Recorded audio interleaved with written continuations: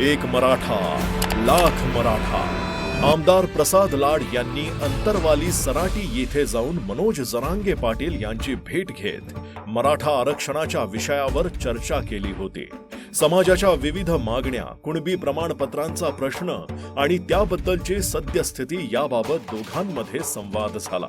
त्यांनी प्रत्येक भेटीत भाऊ म्हणून जरांगे पाटील यांना पाठिंबा दिला, त्यांच्या लढ्याला पाठिंबा दिला।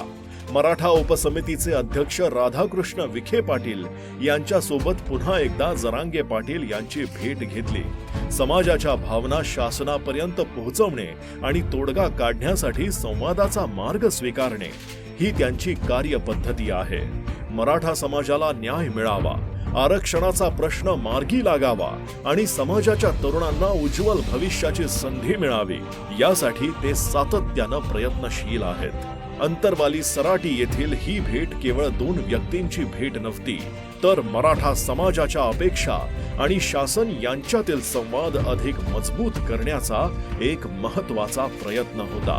अखेर मनोज जरांगे पाटील यांनी उपोषण मागे घेतले। यासाठी आमदार प्रसाद लाड यांनी एका समन्वयकाची भूमिका बजावून खऱ्या अर्थानं सरकार दरबारी समाजाची बाजू मांडणारे संयोजक म्हणून काम केले। समाज हितासाठी समर्पित नेतृत्व, संवादातून मार्ग काढण्याची भूमिका आणि मराठा समाजाच्या प्रश्नांप्रती असलेली बांधिलकी यामुळेच आमदार प्रसाद लाड यांच्याबद्दल समाजात विश्वास आणि आपुलकी वाढत आहे। एक मराठा लाख मराठा।